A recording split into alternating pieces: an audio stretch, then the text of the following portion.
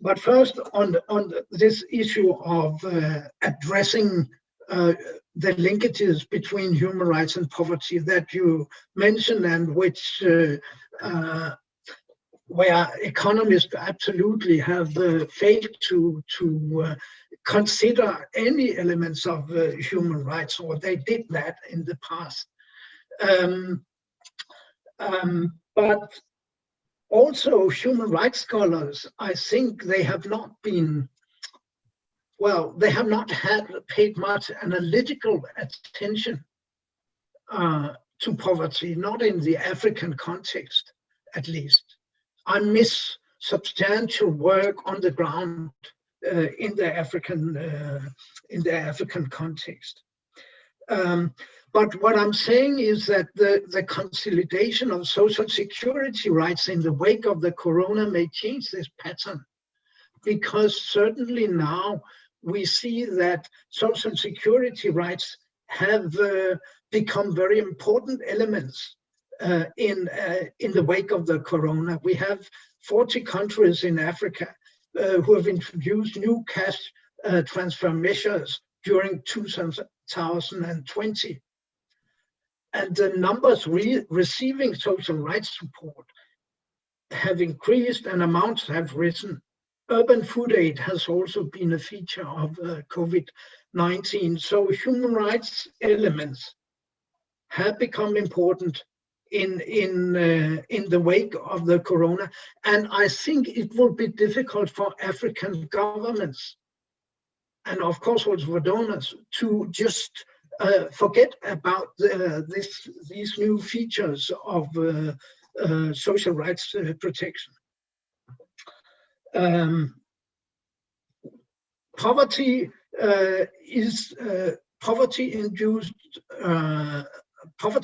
by COVID-19 is likely to be an urban one.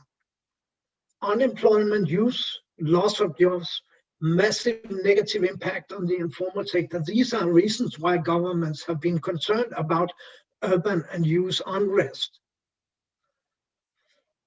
And gender inequalities prevail in Africa. We have 40 countries worldwide which limit women's property rights, and the majority in Africa.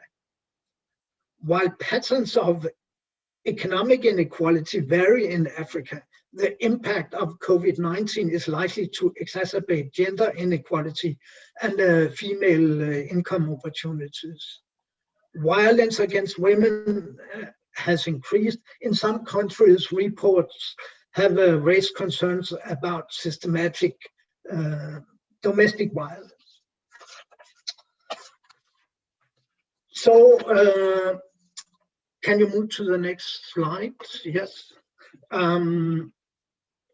Just to say a few words about what a human rights-based approach to poverty may imply. It means that poverty policies are based on human rights standards and principles, and the priorities of duty bearers in the poverty domain are settled in dialogue with poor people and their representations.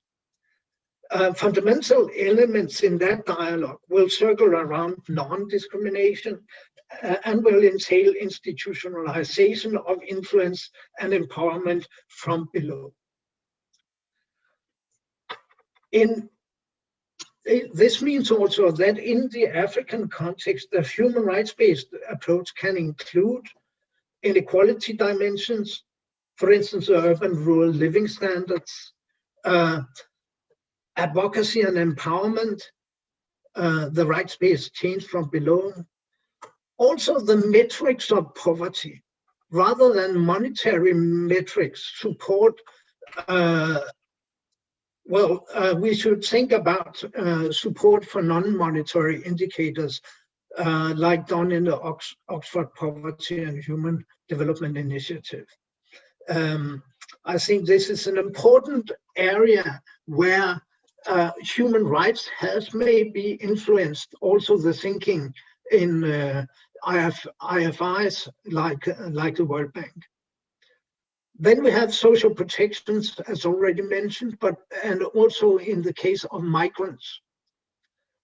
Freedoms, the democratic space, is a precondition for justice and empowerment. And finally, we have the climate and environmental impact.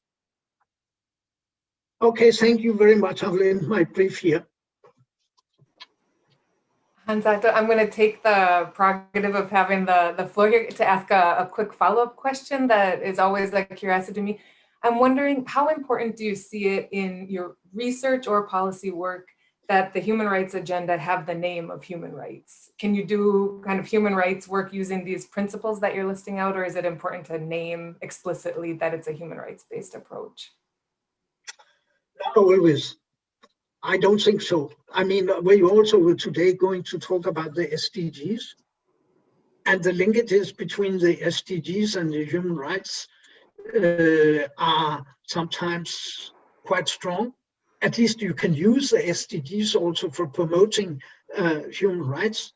As regards social protection, we have the 1.3 SDG, the target 1.3, which is on social protection and which is formulated in human rights-based terms, but not mentioning human rights.